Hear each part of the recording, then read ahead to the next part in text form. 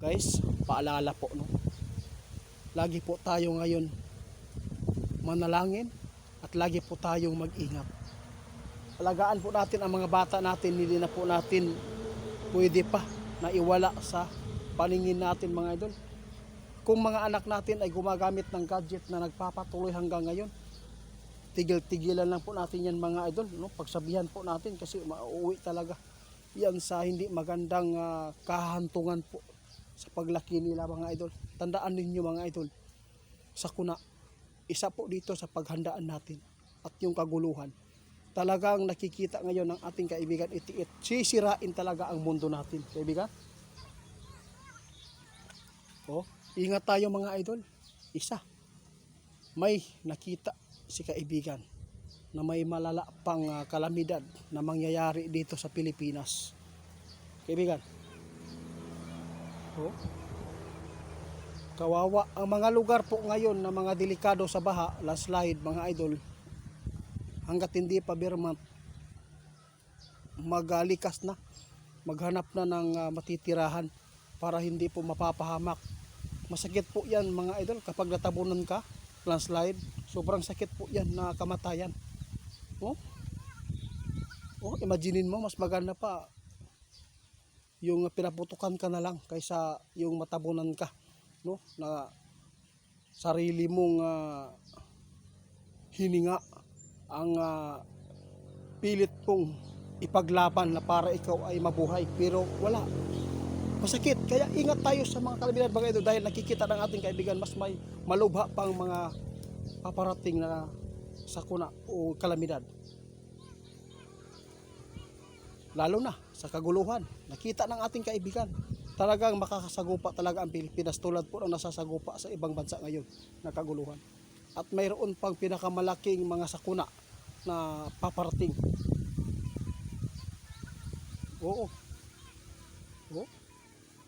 Yan, sinabi ng ating kaibigan, nakikita daw niya ang mangyayari pa dito sa atin. Ang mga bata natin, mga idol, kung magpapatuloy sa gadget, talagang maibabalik pa rin yan sa kasamaan dito sa atin. Tandaan natin, mga idol, no? Sabi po ng iba, may panahon pa ba na gumanda daw ang Pilipinas? Wala na. Kung ang gadget, mga idol, kapag hindi ito mawala, kung nasa atin pa rin ito, yung cellphone, kapag hindi na ito mawawala, yung cellphone, mga social media, talagang mas lalo pa na makakagawa ng kasamaan ang mga kabataan.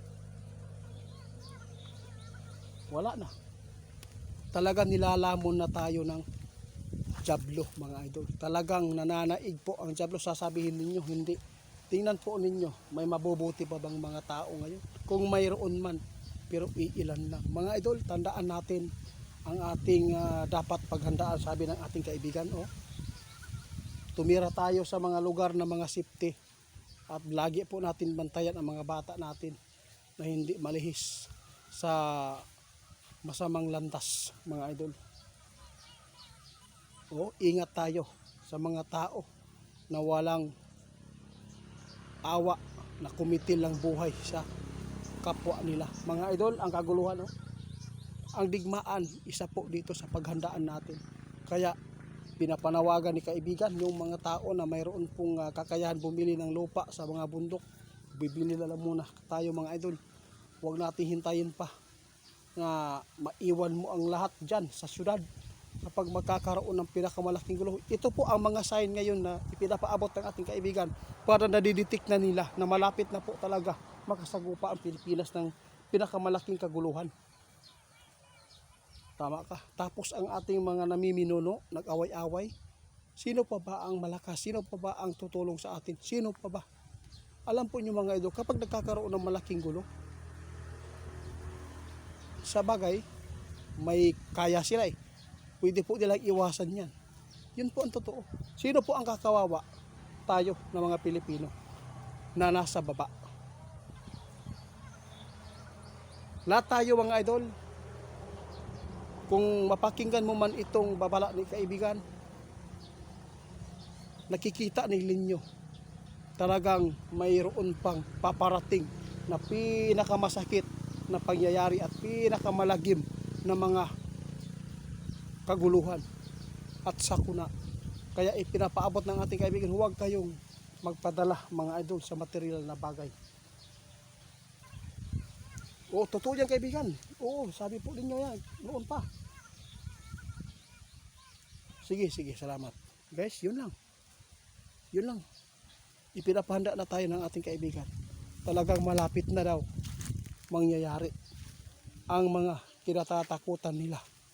Paghandaan natin ang pinakadabiguan na mga sakuna, pinakamalakas na tornado, pinakamalakas na bagyo, malaking tubig na mangyayari sa mundo. Mga idol, ang kaguluhan at ang mga bata natin, huwag natin po hayaan na sila po ay maagaw sa social media. Kasi ang mga bata ngayon, nakikita natin mga idol, hindi na normal. Murang edad pa lang, grabe na, ang galing na maghanap ng mga gusto nila. Talagang hindi na po talaga maganda. At hindi na po talaga ito, no?